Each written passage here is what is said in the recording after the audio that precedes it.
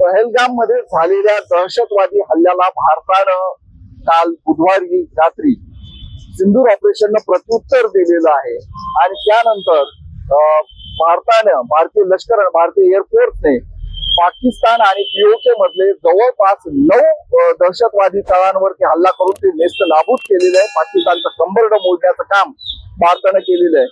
या हल्ल्यानंतर या ऑपरेशन सिंदूर नंतर छत्रपती संभाजीनगर मधील नागरिकांना काय वाटतंय ते आपण जाणून घेणार आहोत। नमस्कार, मी प्राध्यापक राम सोळंके पाटील।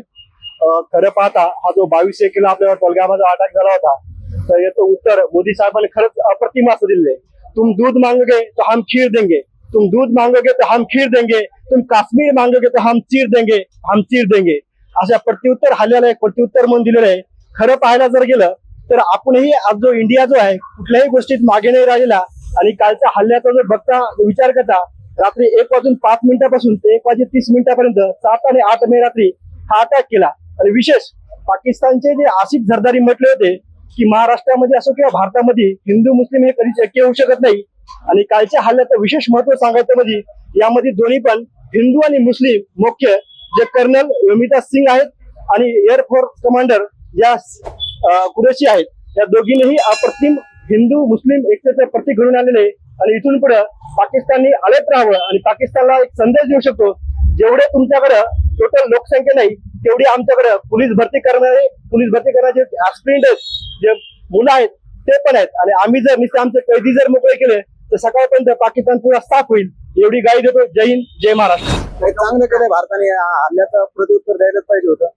खूप दिवस यांनी आपल्या भारताचे आम नागरिक यांच्यावर हल्ला केला आणि त्यांच्या दिवशी उघडी होळी खेळली पाकिस्तानवाल्यांनी, त्यामुळे यांना प्रत्युत्तर देणं गरजेचं होतं। तर माझं नाव सूरज लवाळे। जसं आपण विचारल्याप्रमाणे पाकिस्तान स्पॉन्सर्ड टेररिस्ट यांनी जो 22 एप्रिल रोजी जो भ्याड हल्ला केला होता, त्याच्या प्रत्युत्तरासाठी भारताने जो काल मध्यरात्री ऑपरेशन सिंदूर जे राबवलं आहे ते अत्यंत दहशतवाद्यांना चोख प्रत्युत्तर आहे। आणि भारताने आपली जी सार्वभौमता आणि लोकांवरचा जो विश्वास आहे तो परत एकदा जिंकलेला आहे।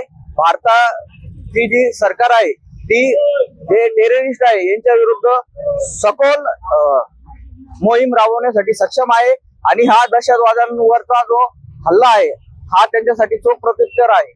आणि मी असं मानतो की ह्या जो ऑपरेशन सिंदूरमुळे दहशतवादी आता घरात लपून बसलेले असणार आहे, आणि पाकिस्तानाला सुद्धा या हल्ल्यातून एक समज बसणार आहे की भविष्यात आपण